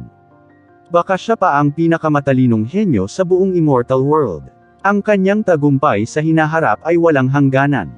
Tumango si Star Sovereign at labis na nasisiyahan habang ipinakita ni Jiang Chen ang kanyang suporta sa harap ng karamihan. Ito ang pinakagusto niyang makita. "Elder Ling, Jingyang, ano sa palagay ninyo?" Bumagsak ang tingin ni Star Sovereign kina Ling Liqun at Feng Jingyang. Lahat ng tao sa hall ay napalingon sa kanilang dalawa. Alam nilang dalawa ang may mahalagang papel sa Immortal Court. Sa sandaling ipakita nila ang kanilang suporta sa Star Sovereign, hindi na magkakaroon ng salungat na boses sa bulwagan. Nangangahulugan din iyon na ang mga araw ng Heaven Sovereign ay binilang. Naninindigan ako sa Star Sovereign. Ako rin. Parehong nagpahayag ng paninindigan sina Feng Jingyang at Ling Liqun. Ha, magaling. Lahat ay kasama ng Star Sovereign. Natatakot ako na walang sasalungat. Tumawa ng malakas si Huyong. Perpekto. Mayroon ba tayong sinuman laban sa usapin ng pag-aalis ng Heaven Sovereign? Kung oo, maging tapat tayo at magsalita ngayon. Tumingin si Star Sovereign sa bulwagan at sinabi. Natahimik ang lahat at tumango, sang-ayon sa Star Sovereign. Sa kabila ng anumang kawalang kasiyahan, hindi sila maglalakas loob na ipakita iyon dahil kahit sina Feng Jingyang at Ling Liqun ay nagpakita na ng kanilang suporta. Kung sila ay tatayo at sasalungat sa sandaling ito, sila ay lilikha lamang ng kaguluhan para sa kanilang sarili. Sige. Dahil walang sumasalungat na boses, nagpasya akong alisin ang Heaven Sovereign. Gagantimpalaan ko si Jiang Chen ng Heaven Sovereign Palace bilang kanyang mansyon, malakas na sabi ni Star Sovereign. Ano? Bibigyan ng Star Sovereign si Jiang Chen ng Heaven Sovereign na palasyo bilang gantimpala. Napakaswerte ng lalaking ito. Actually, expected na ito. Sinusubukan ng Star Sovereign na makuha ang puso ni Jiang Chen. Nakikita ng lahat na si Jiang Chen ay may malaking potensyal. Isa lamang siyang dakilang soberano sa ikalawang baitang ngunit nagawa niyang patayin si Huang Tianbao, isang dakilang soberano sa ikalimang baitang. Siyempre, nakikita ng Star Sovereign ang kanyang halaga. Oo naman. Nararapat ito kay Jiang Chen. Marami ang nabigla nang ang Star Sovereign ay nag-alok kay Jiang Chen ng isang mahalagang gantimpala. Sa kabila ng pagkabigla, talagang naunawaan nila kung bakit gagawin ito ng Star Sovereign dahil napakahusay ng pagganap ni Jiang Chen. Ang isang binata na may ganoong potensyal ay tiyak na pahalagahan ng Immortal Court. Maraming salamat sa soberanong Panginoon. Itinaas ni Jiang Chen ang kanyang kamao upang ipakita ang paggalang. Mukha siyang hindi kapani-paniwalang excited. Sa kasong ito, Jiang Chen, ipapadala kita sa Heaven Sovereign Palace para alisin ang Heaven Sovereign. Tumingin si Star Sovereign kay Jiang Chen at sinabing, Sovereign Lord, kahit na ang Heaven Sovereign ay tiyak na magiging kasaysayan, siya pa rin ang Heaven Sovereign ng nakaraan. Kung aalisin natin siya ng walang matinong dahilan, iisipin ng iba na cold-blooded tayo. Paano kung pupunta ako sa Heaven Sovereign Palace at bibigyan ko siya ng 7 araw para sirain ang kanyang dakilang sovereign law? At hindi na rin siya dapat tumuntong muli sa Immortal Court. Ang paggawa nito ay tiyak na magpapakita ng iyong pagkabukas palad, soberanong Panginoon. Malakas itong sinabi ni Jiang Chen, sinusubukang itaas ang reputasyon at moralidad ng Star Sovereign sa pinakamataas na antas. Nag-thumbs up sina Ling Liqun at Feng Jing kay Jiang Chen sa loob pagkatapos marinig ang sinabi niya. Isa talaga itong magandang paraan para magkaroon ng mas maraming oras para sa Heaven Sovereign. Dahil si Jiang Chen ay nagsabi ng ganito sa harap ng karamihan, mahirap para sa Star Sovereign na tanggihan ang kanyang ideya. Ang kalupitan ng Star Sovereign sa usapin ni Huang Tianbao ay natakot na sa marami sa kanila. Ito ang panahon para muling buuin niya ang kanyang tiwala sa mga tao. Bukod dito, ang ideya ni Jiang Chen ay hindi nagdulot ng pinsala sa Star Sovereign. Bagamat hindi nila direktang papatayin ang Heaven Sovereign, ang pag-aalis ng kanyang Great Sovereign Law ay gagawing isang Immortal Venerable ang Heaven Sovereign. Ano ang maaaring gawin ng isang Immortal Venerable sa Immortal Court? Tama ni Jiang Chen, Sovereign Lord. Bigyan natin siya ng 7 araw para umalis. Iyan ay magpapakita ng iyong kabutihang loob. May nagsabi, ang mga taong nagsalita sa sandaling ito ay malamang na ayaw na alisin ang Heaven Sovereign dahil natanggap nila ang kanyang mga pabor sa nakaraan. Mukhang maganda. Jiang Chen, itinatalaga ko ang gawaing ito sa iyo at dapat mong tapusin ito sa loob ng 7 araw. Pakiusap, huwag mo akong bigin. Tumango si Star Sovereign. Wala siyang hinala kay Jiang Chen. Hindi nakakalimutan ni Star Sovereign na sa huli ay malilinlang siya ng isang maliit na patatas sa kabila ng kanyang mahusay na karunungan. Baka magalit pa siya ng husto at bumulwak ng dugo makalipas ang 7 araw. Huwag kang mag-alala, soberanong Panginoon. Hinding-hindi kita bibigwin, malakas na sabi ni Jiang Chen. Parehong namangha sina Feng Jingyang at Ling Liqun kay Jiang Chen sa pagiging mahusay na magsinungaling, at ang kanyang husay sa pag-arte ay napakahusay din. Higit pa riyan, ang taong ito ay maislan sa kanyang plano. Maaaring madama ng isang tao na ang ningning ng kumpiyansa ay naglalabas mula sa kanya. Pagtayo sa tabi niya, mararamdaman mo kung gaano siya tiwala. Samantala, lubos na nadama ni Feng Jingyang at Ling Liqun na napakalungkot na maging kaaway ni Jiang Chen. Well, dismiss muna tayo. Kung hindi susunod si Heaven Sovereign makalipas ang 7 araw, kikilos din sina Elder Hu at Elder Ling para lipulin ang Heaven Sovereign Palace. Sabi ni Star Sovereign with his strong imposing manner, saka siya tumalikod at nawala sa hall. Bagamat itinalaga na ng Star Sovereign kay Jiang Chen ang gawain, mahirap para kay Jiang Chen na mag-isa na makalusot sa Heaven Sovereign Palace dahil ang Heaven Sovereign ay nagtalaga na ng malakas na depensa sa paligid ng palasyo. Kung hindi sisirain ng Heaven Sovereign ang kanyang Great Sovereign Law makalipas ang 7 araw, dadagsa sila sa palasyo. Bago ito, ang Star Sovereign ay hindi kailanman gumawa ng anumang aksyon, iyon ay dahil lamang sa kanyang pag-aalala na ang paggawa nito ay makakasira sa kanyang reputasyon. Ngunit ngayon, wala nang kumakalaban sa kanya mula sa buong Immortal Court. Nangangahulugan iyon na magagawa ng Star Sovereign ang anumang gusto niya nang walang pag-aalinlangan. Sa sandaling umalis si Star Sovereign, nagpakita si Huyong sa harap ni Jiang Chen at nagpakita ng malamig na mukha. Tumingin siya kay Jiang Chen pataas at pababa at sinuri siya, pagkatapos ay sinabi, "Lad, magmadali sa Heaven Sovereign Palace at kumbansihin siya ngayon din. I wish you luck, para hindi ka pumunta at guluhin ako para gawin ang mga bagay para sayo. Sigurado, ayokong tumulong ka rin dahil hindi ka nais iyon." Nakangiting sabi ni Jiang Chen. Sigurado siyang kalaban niya ang lalaking nakatayo sa harapan niya. Makalipas ang 7 araw, malamang na magkakaroon sila ng buhay at kamatayang labanan. Lahat ng cultivator ng Immortal Court ay lumipad palabas mula sa Star Sovereign Palace habang si Jiang Chen ay nagtungo kaagad sa Heaven Sovereign Palace. Sa sandaling ito, si Han Feng lamang ang nagbabantay sa paligid ng Heaven Sovereign Palace. Ang matandang ito ay isa ng first grade Great Sovereign ngayon. Para kay Han Feng, wala na siyang pinagsisisihan sa buhay dahil narating na niya ang Great Sovereign Realm. Hindi napigilan ni Jiang Chen na iangat ang sulok ng kanyang bibig at nagpakita ng isang ngiti sa sandaling makita niya si Han Feng. Ang matandang ito ay marahil ang nag-iisa sa Immortal Court na nanatiling tapat sa Heaven Sovereign. Bata Jiang Chen. Nang makita ang pagdating ni Jiang Chen, talagang nagulat si Han Feng, at ang kanyang mga mata ay puno ng pagtataka. Nagulat siya nang marinig niya ang tungkol sa kung paano pinatay ni Jiang Chen si Huang Tianbao. Noong una niyang nakilala si Jiang Chen, siya ay isang maliit na patatas lamang sa kanyang Immortal Venerable Cultivation Realm. Ito ay hindi masyadong matagal na ang nakalipas, ngunit ngayon siya ay advanced na ang kanyang sarili kaya magkano. Hindi kailanman nakalimutan ni Han Feng ang sinabi sa kanya ng Heaven Sovereign noong nakaraan, walang iba kundi si Jiang Chen na makapagliligtas sa kanya. Ngayon, ganap na kumbinsido si Han Feng. Kumusta ang Heaven Sovereign ngayon? Tanong ni Jiang Chen. Siya ay nagsusumikap na pinuhin ang Ancient Elephant Bloodline. Ayon sa sinabi ng Heaven Sovereign bago siya pumasok sa pag-iisa, kailangan niya ng hindi bababa sa 7 araw upang ganap itong pinuhin, sabi ni Han Feng.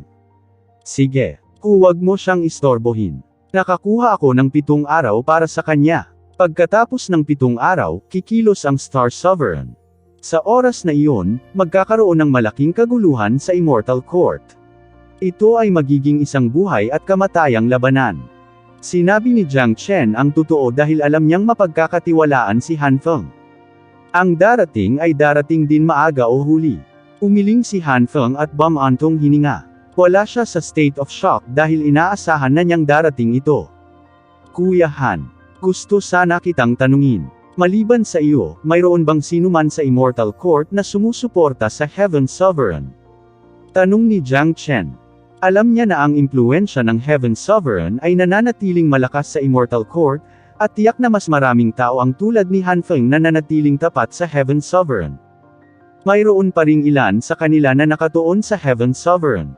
Ilan sa kanila ang mas mataas na antas ng Great Sovereigns. Gayunpaman, hindi nila maipakita ang kanilang katapatan ngayon dahil ang karamihan ay sumusuporta sa Star Sovereign, sabi ni Han Feng. Hanapin sila sa loob ng 7 araw na ito, at sabihin sa kanila kung ano ang mangyayari pagkaraan ng 7 araw. Kailangan mong sabihin sa kanila na ang Heaven Sovereign ay magbabalik pagkatapos ng 7 araw at magkakaroon ng panghuling showdown sa Star Sovereign.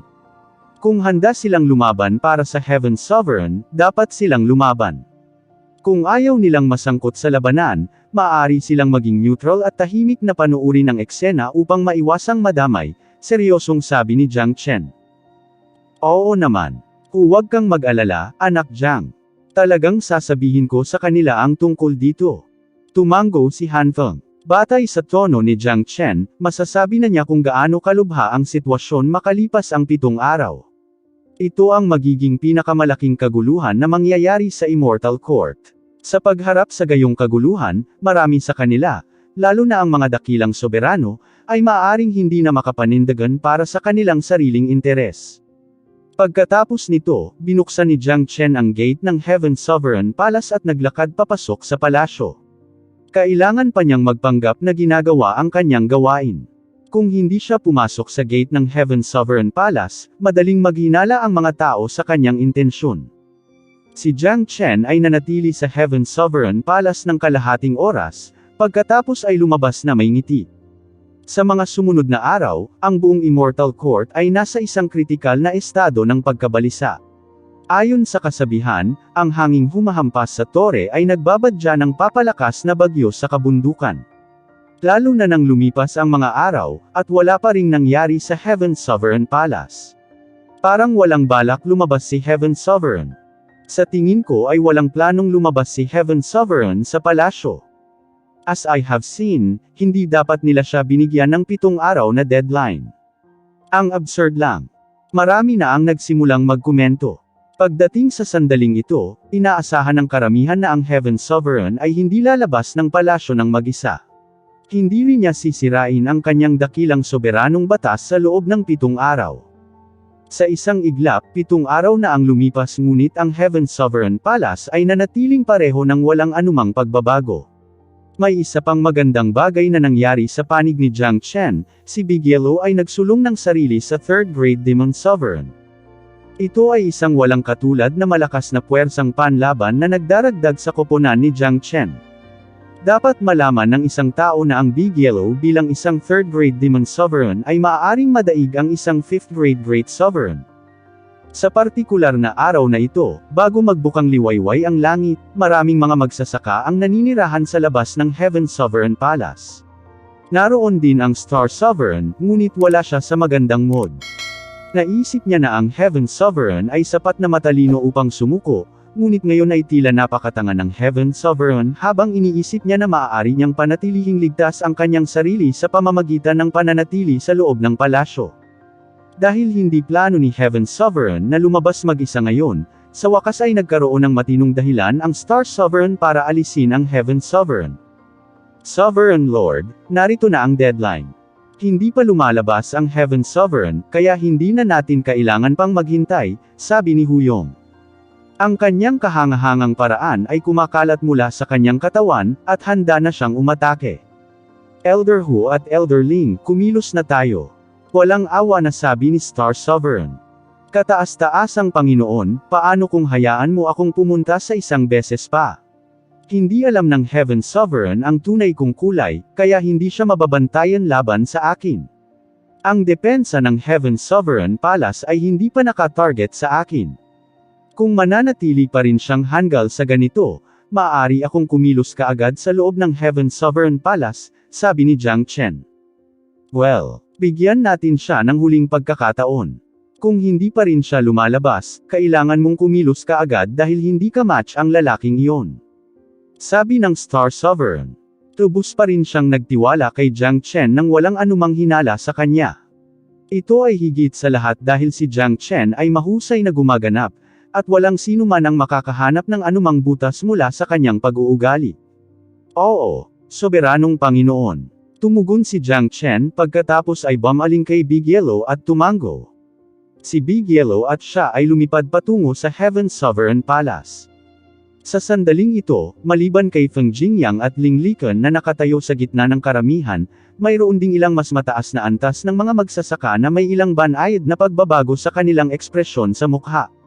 Malinaw, ito ang mga taong nakausap ng palihim ni Han Feng. Alam na nila ang mangyayari ngayon at handa na silang harapin ang paparating na sitwasyon. Sa sandaling magsagawa ng pagbabalik si Heaven Sovereign, agad silang tatabi sa kanya at ipahayag ang kanilang paninindigan.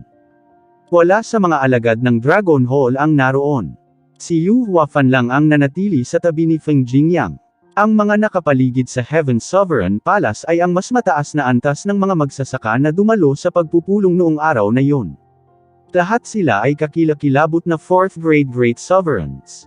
Ang ilan nakakasali lang sa grupo ay hindi bababa sa 3rd grade Great Sovereigns. Si Yu Huafan lang ang may pinakamababang cultivation realm sa lahat. Gayunpaman, si Yu Huafan ay may talento. Bagamat naabot lamang niya ang rurok ng 2nd grade Great Sovereign, ang kanyang lakas sa pakikipaglaban ay maaaring madaig ang isang 3rd grade Great Sovereign. Bukod dito, ang kanyang paghinga ay medyo matindi, na nagpapakita ng mga senyales na maaari siyang umabant sa 3rd grade Great Sovereign anumang oras. Sa loob ng Heaven Sovereign Palace, sa oras na pumasok sina Jiang Chen at Big Yellow, ang Heaven Sovereign ay handa na para sa lahat. Naglalakad siya patungo sa gate ng Heaven Sovereign Palace. Little Chen, Big Yellow, pareho kayong nandito. Nang makita ang kanyang mga kapatid na matagal na niyang hindi nakikilala, sumilay ang isang mainit na ngiti sa mukha ni Nangang Wentian. Napalibot na ng Star Sovereign ang Heaven Sovereign Palace. Anan, kumusta ang recovery mo? Tanong ni Jiang Chen. Natapos ko nang pinuhin ang Ancient Elephant Bloodline at ang aking cultivation realm ay naka-recover na rin sa apex condition. Ako ngayon ay nasa tuktok ng 6th grade Great Sovereign, na pantay na tugma sa Star Sovereign. Puno ng kumpiyansa ang mukha ni Nantian Wentian. Nakakagulat ang kahangahangang paraan na lumalabas sa kanyang katawan. Sige, tapusin na natin ito sa Star Sovereign ngayon. Nakangiting sabi ni Jiang Chen, at nagsimulang kumalat ang kanyang layunin sa pakikipaglaban. Bagaman nabawi ko na ang aking cultivation realm, napakaraming cultivator pa rin ang nakatayo sa tabi ng Star Sovereign. Hindi ako masyadong sigurado sa chance natin na manalo. Medyo nag-alala si Nangang Wentian at sinabing, walang dapat ipag-alala. Anong uri ng sitwasyon ang hindi pa natin nakita? Marami kaming pinagdaanan na sitwasyon hanggang ngayon. Mamaya, tumutok ka sa paghawak ng Star Sovereign at haharapin ni Ling Liken si Huyong. Kami ni Feng Jingyang ang bahala sa iba. Bakas sa mukha ni Jiang Chen ang kanyang katapangan. Ang salitang, takot, ay hindi kailanman umiral sa kanyang isipan. Habang mas malakas ang kanyang kalaban, lalo siyang nasasabik. Tama iyan. Tama ka. Kapag magkasama kaming dalawa bilang magkapatid, hindi kami natakot sa anumang bagay. Naharap namin ang lahat ng uri ng sitwasyon at napagdaanan namin ang mga ito sa nakaraan. Baliktarin natin ang langit at lupa ngayon. Natawa si Nangang Wentian dahil sa sobrang tagal niyang hinihintay ang araw na ito. Ha ha ha, tara na. Nawawala na ako ng pasensya. Kaluskos ng tawa si Big Yellow. Kahit gaano pa kaseryoso ang mga bagay-bagay, hindi siya nag-alala tungkol sa anumang bagay. Matagal na panahon na ang nakalipas mula noong huling beses siyang lumaban sa isang matinding labanan. Paano ako? Soberano ng langit. Hindi napigilan ni Han Feng na magtanong dahil sobrang excited din siya ngayon. Siya ay naghihintay para sa partikular na araw para sa Heaven Sovereign upang magsagawa ng isang pagbabalik. Nag-aapoy ang puso ni Han Feng, emosyonal siya ngunit nasasabik din. Han Feng, manatili sa loob ng Heaven Sovereign Palace. Huwag kang lalabas kahit anong mangyari.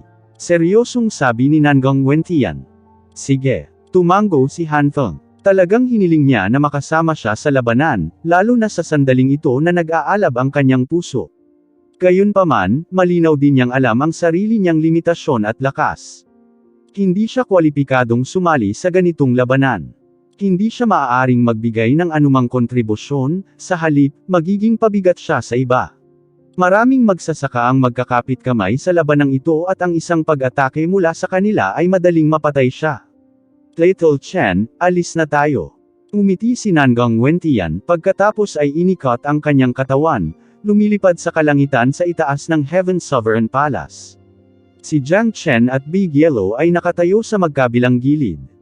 Ang eksenang ito ay tumama sa Star Sovereign ng sabay-sabay. Hindi lamang Star Sovereign, lahat ay nasa estado ng ganap na pagkabigla. Star Sovereign, matagal na noong huli tayong nagkita. Ang ginawa mo ay talagang nagpabiyo sa akin. Natatakot ako na hindi mo ako mapatay ngayon dahil ang aking cultivation realm ay ganap ng nakabawi. Tumingin si Heaven Sovereign kay Star Sovereign at malamig na sinabi. Samantala, ang kanyang mabigat na kahangahangang paraan ay nakaka-pressure. Iyon ang aura ng isang peak 6th grade Great Sovereign. Ikaw ba yan? Jiang Chen. Hindi tanga ang Star Sovereign. Pagdating sa sandaling ito, alam na niya na ito ay may kaugnayan kay Jiang Chen. Star Sovereign, nakalimutan kong sabihin sa iyo ang tunay kong pagkatao. Naging malapit kaming magkaibigan ni Heaven Sovereign at dumaan kami sa buhay at kamatayan. Ang dahilan kung bakit ako pumunta sa Fengchi Immortal Court ay para tulungan si Heaven Sovereign. Ako ang naghanap ng Ancient Elephant Bloodline para sa Heaven Sovereign. Ako rin ang nakakuha sa kanya ng 7 araw para tuluyang gumaling. Ang ika-7 araw ay narito na ngayon. Ito ay ang pagbabalik ng Heaven Sovereign at maaari kang magbitiw ngayon. Natatawang sabi ni Jiang Chen, at hindi siya nahihiya na gawin ang lahat ng ito. Well, napakatalino ni Jiang Chen. Ako, ang Star Sovereign, ay kinokontrol ang lahat ayon sa aking paraan sa buong buhay ko. Sino ang nakakaalam na ako ay Dae ng isang maliit na patatas na tulad mo? Si Star Sovereign ay nasa matinding galit. Hindi niya inaasahan ang ganitong katotohanan. Naisip niya na si Jiang Chen ay ganap na nasa ilalim ng kanyang kontrol, ngunit sino ang nakakaalam na si Jiang Chen ay pinaglalaroan siya? Kumakalat ang malakas na hangarin sa pagpatay mula sa Star Sovereign.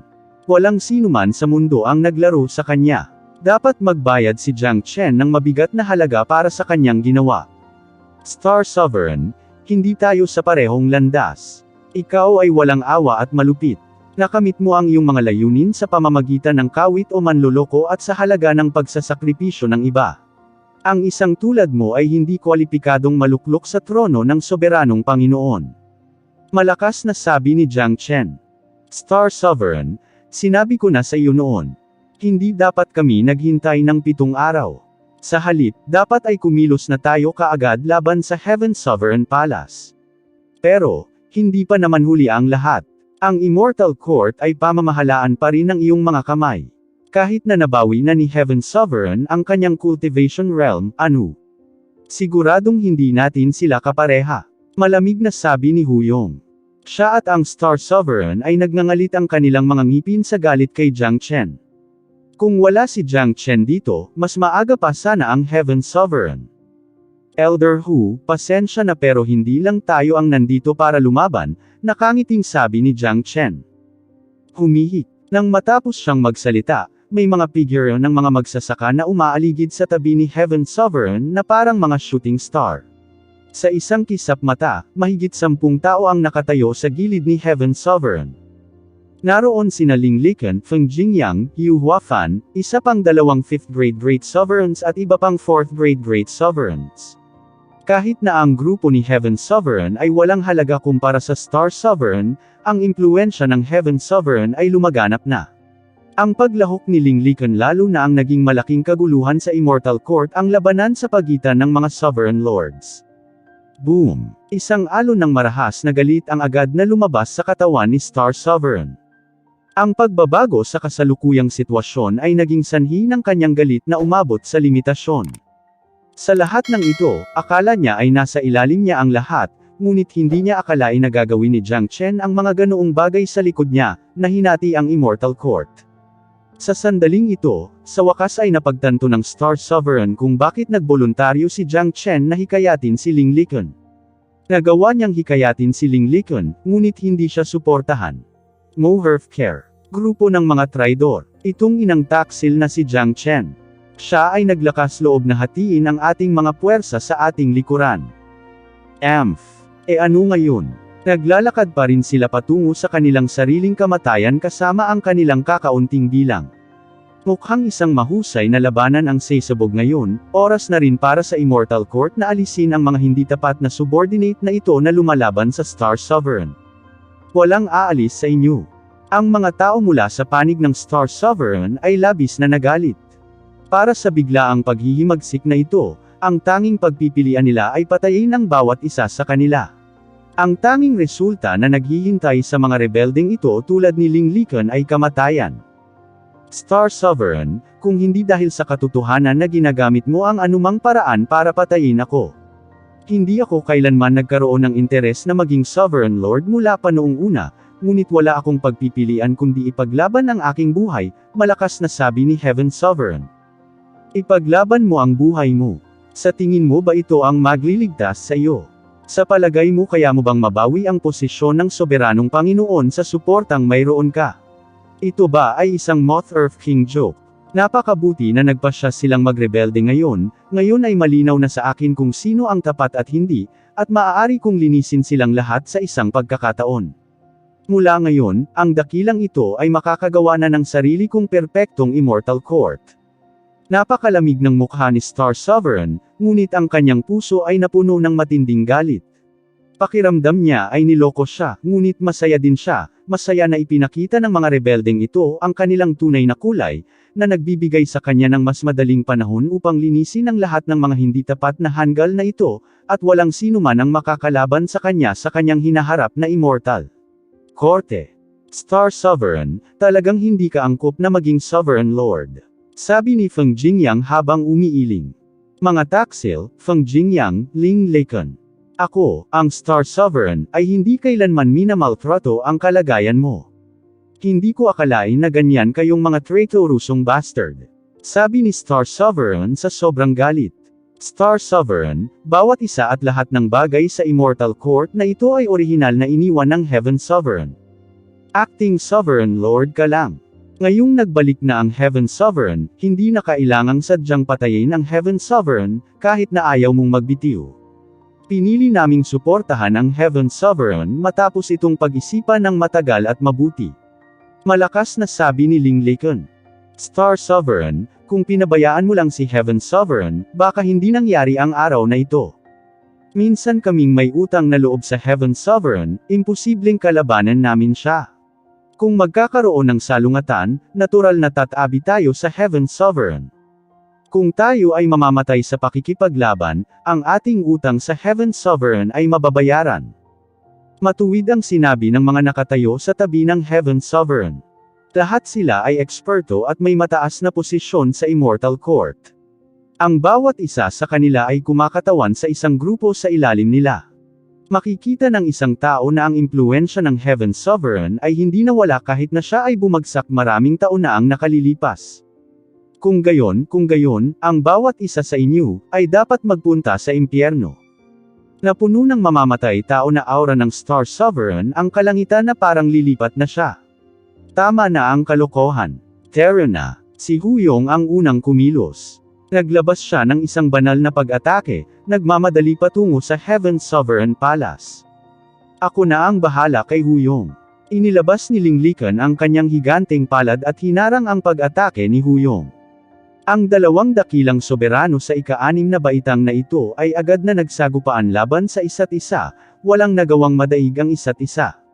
Soberano ng langit. Dahil nakabalik ka na sa iyong peak cultivation. Hayaan akong makita kung gaano ka naging makapangyarihan pagkatapos na pinuhin ang Ancient Elephant Bloodline. Itinuro ng Star Sovereign ang isang daliri at isang nagniningning na sinag ng liwanag ang sumugod patungo sa Heaven Sovereign. Nagpadala ng suntok si Heaven Sovereign, na nabasag ang sinag ng liwanag ni Star Sovereign. Pagkatapos ay agad siyang lumipad patungo sa langit at isang larangan ng digmaan ay nilikha mula sa kanyang mga kamay. Dagondong. Ito ay isang labanan sa buhay at kamatayan. 4 na 6th grade Great Sovereigns ng Immortal Court ang nahuli sa matinding labanan. Lahat, huwag magpigil. Isang madugong binyag ang kailangan para sa pagbabago ng Immortal Court. Hanggat may nagtaas ng kamay sa iyo, pwede mo na lang silang patayin. Dapat mong tandaan, ang pagbagsak ng Star Sovereign ay nangangahulugan ng pagbagsak ng isang maimpluwensyang puwersa at hindi lamang siya lamang.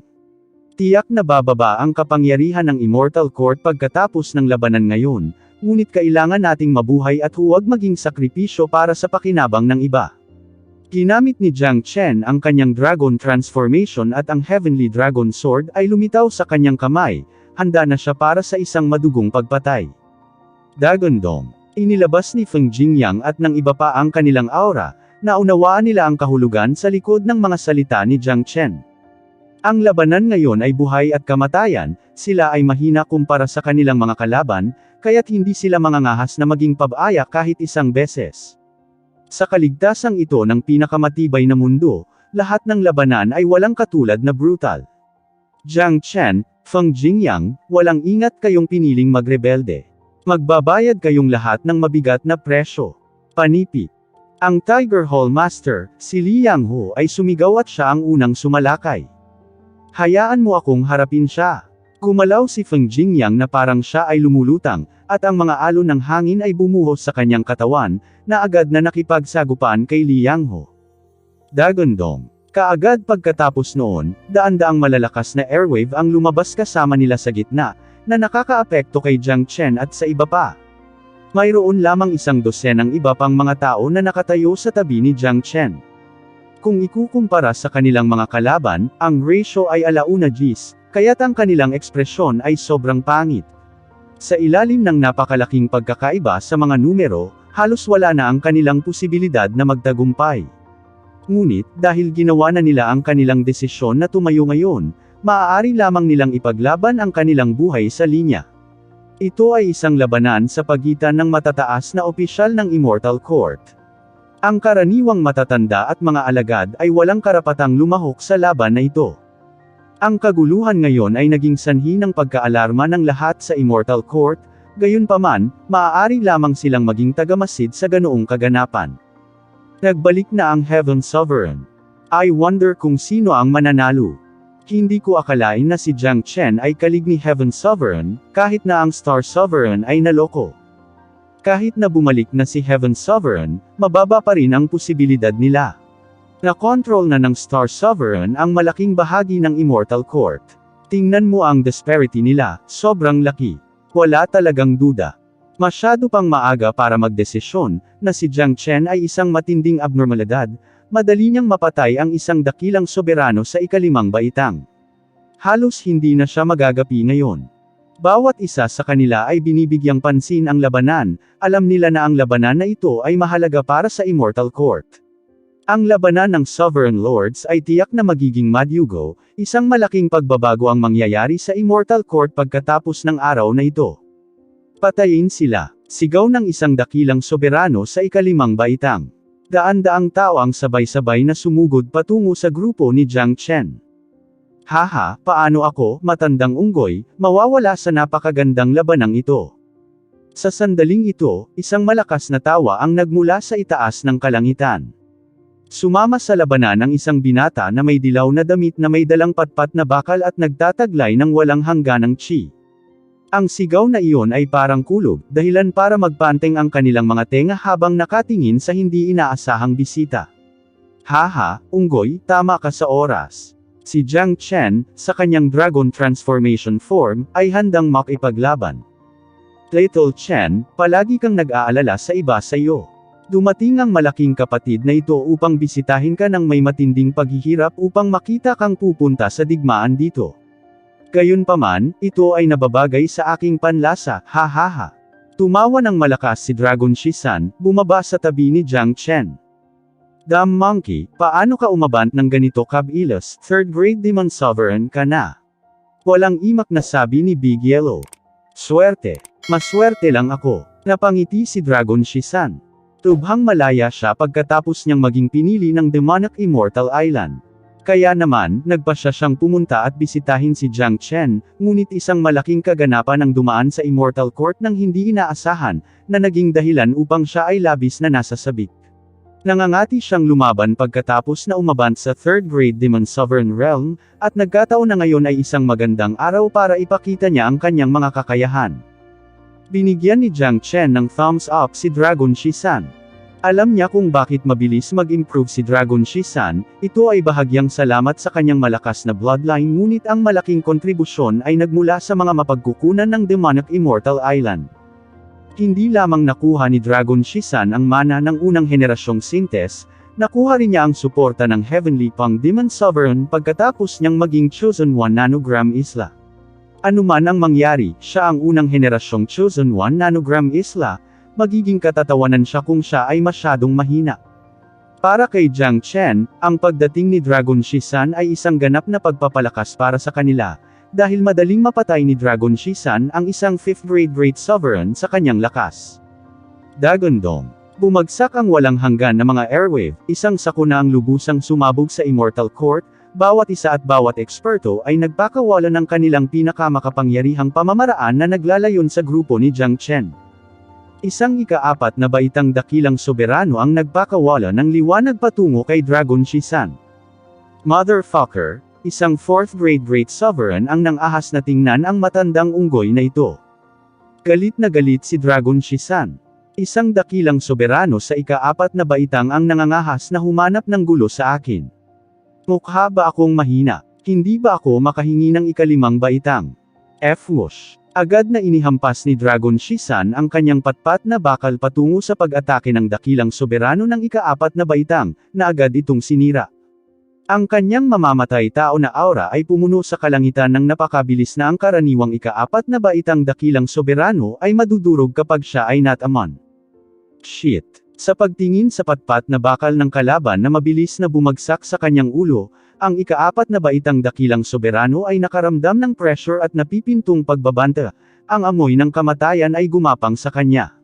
Napagtanto niya na siya ay pabaya at minamaliit ang kalaban, na nakikita ang isang dakilang soberano sa ika-3 baitang bilang isang madaling panterya, ngunit hindi niya naisip na siya ay isang napakalakas na kalaban. Ngayon, wala na siyang pagkakataong makaiwas sa pag-atake. Sa ilalim ng ganap na pagsupil sa lakas, kamatayan lamang ang naghihintay sa kanya. Arg! Ang walang awa na patpat na bakal ni Dragon Shisan ay dumurog sa katawan ng ika-4 na baitang dakilang soberano. Ang matandang lalaki ay nagpakawala ng isang nakakadugo na hiyaw at namatay sa kaawa-awang lugar, na nag-iiwan ng paste ng karne. Makapangyarihan. Saan nanggaling ang binata? Bulalas ng isang tao. Makapangyarihan ang taong ito, hayaan mo akong hawakan siya. Isang 5th grade Great Sovereign ang sumigaw, at inatake kaagad si Dragon Shisan. Mas interesante na labanan ka. Nagsuot ng mayabang na ekspresyon ang Dragon Shisan. Hindi siya nabigla kahit nakaharap niya ang isang makapangyarihang 5th grade Great Sovereign. Patayin. Ang labanan ay lubusang sumiklab. Ang kalangitan ng Immortal Court ay puno ng mga larangan ng digmaan. Ang dami ng magagaling na dalubhasa na naglalaban sa isa't isa, ang mga epektong nilikha nito ay parang katapusan ng mundo. Isang dosenang mahusay na dalubhasang dalubhasa ang bumagsak sa loob lamang ng ilang segundo, sariwang dugo na lumulutang sa kawalan, na lumilikha ng napakalaking presyon. Ang mga disipulo at elder ng Immortal Court ay nagbigay pansin sa labanan, bawat isa sa kanila ay may malungkot na ekspresyon.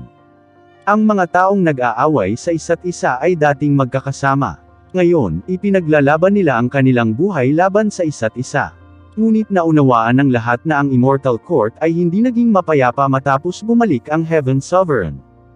Hindi dapat magkaroon ng dalawang Sovereign Lord sa isang Immortal Court, ang dalawang paksayon ay tiyak na mag-aaway sa madaling panahon. Ang lakas ni Big Yellow ay walang hangganan, dalawang 5th grade Great Sovereigns ang sumalubong sa kanya ngunit hindi man lang nakayanan ang kahit katiting na pinsala. At, sila pa ang na-pressure ng Big Yellow. Pabayaan na lang si Dragon Shisan, matapos patayin ng isang 4th grade Great Sovereign, ang 5th grade Great Sovereign na humamon sa kanya ay nasugatan na ngayon, dahilan upang matanto ni Dragon Shisan ang nakakatakot na kapangyarihan na taglay niya. Pagkatapos, 3 pang 5th grade Great Sovereigns ang sumali sa away, na gumawa ng sitwasyon kung saan nakikipaglaban si Dragon Shisan sa 4 na 5th grades, ngunit hindi siya nawawala ng lakas laban sa kanila. Fucking hell, saan nanggaling ang mga halimaw na ito? Kahit na ang isang maparaan na 5th grade Great Sovereign ay hindi napigil ang magmura pagkatapos makatagpo ng ganoong kalaban.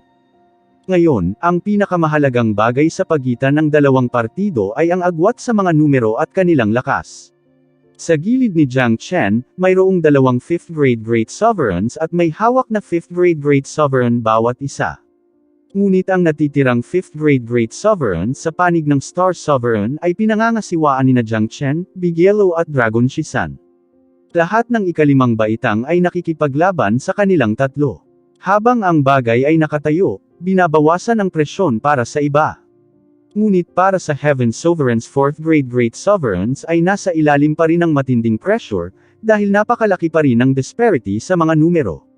Kahit na mayroon silang 3 ulo at 6 na braso, hindi nila kakayanin ang sitwasyon sa maraming ekspertong sumugod sa kanila.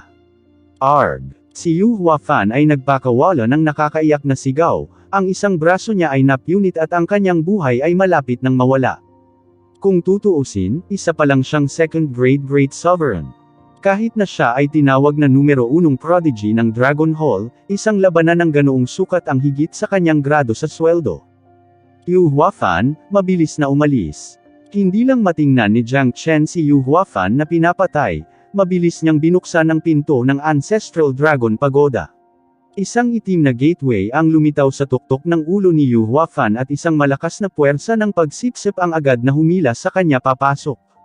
Jiang Chen, pinagtaksilan mo ang Star Sovereign. Deserve mong mamatay. Isang 5th grade Great Sovereign Elder ang malamig na sinabi kay Jiang Chen. Pinalibutan ng 5 5th grade Great Sovereign si Jiang Chen, na inilagay siya sa 5v1 na sitwasyon. Nagtaksil. Ako, si Jiang Chen, ay hindi kailanman nagkaroon ng anumang koneksyon sa Star Sovereign. Ano ang mayroon upang ipagkanulo? Kung talagang gusto mong banggitin ang pagtataksil, iyon ay ang pagtataksil ng Star Sovereign on Heaven Sovereign.